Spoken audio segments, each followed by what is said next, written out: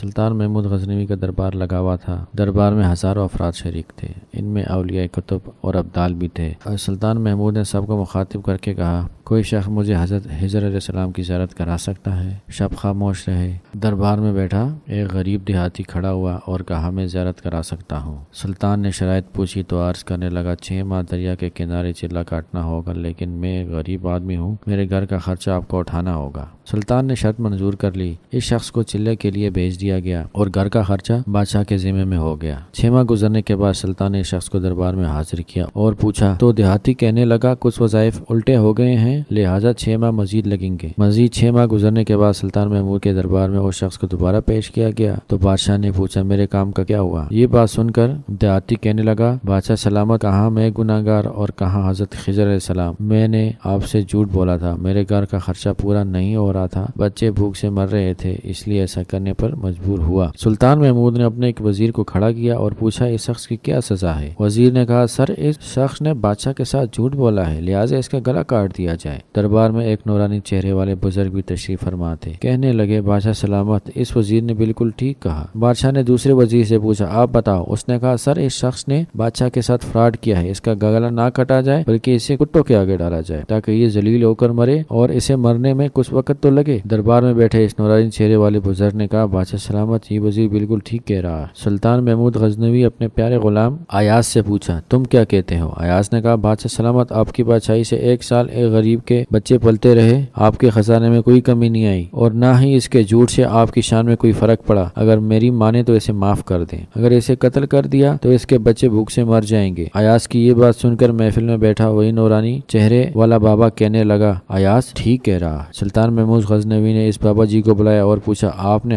ہر وزیر کے فیصلے کا درست کہا، اس کی وجہ مجھے سمجھائی جائے۔ بابا جی کہنے لگے، بادشاہ سلامت، پہلے نمبر پر جس وزیر نے کہا اس کا گلا کاٹ دیا جائے وہ قوم کا کسائی ہے اور کسائی کا کام گلے کاٹنا، اس نے اپنا خاندانی رنگ دکھایا، غلطی اس کی نہیں آپ کی ہے کہ آپ نے ایک کسائی کو وزیر بنا لیا۔ دوسرا، جس نے کہا اسے کتوں کے آگے ڈالا جائے، اس وزیر کا والد بادشاہوں کے کتے نہ لایا کرتا تھا، کتوں سے شکار کھیلتا تھا، اس کا کام ہی کتوں کا شکار ہے، تو اس نے اپنے خاندان کا تعارف کرایا۔ آپ کی غلطی ہے کہ ایسے شخص کو وزارت دی جہاں ایسے لوگ وزیر ہوں، وہاں لوگوں نے بھوک سے ہی مرنا ہے۔ اور تیسرا، ایاز نے جو فیصلہ کیا تو سلطان محمود سنو، ایاز سید زادہ ہے تو سید کی شان یہ ہے کہ سید اپنا سارا خاندان کربلا میں ذبح کرا دیتا ہے مگر بدلہ لینے کا کبھی نہیں سوچتا۔ سلطان محمود اپنی کرسی سے کھڑا ہو گیا، ایاز کو مخاطب کر کے کہتا ہے، ایاز تم نے آج تک مجھے کیوں نہیں بتایا کہ تم سید ہو؟ ایاز کہتا ہے، آج تک کسی کو اس بات کا علم نہ تھا کہ ایاز سید ہے، لیکن آج بابا جی نے میرا راز کھولا، آج میں بھی ایک راز کھول دیتا ہوں۔ اے بادشاہ سلامت، یہ بابا جی کوئی عام ہستی نہیں، حضرت خضر علیہ السلام ہے۔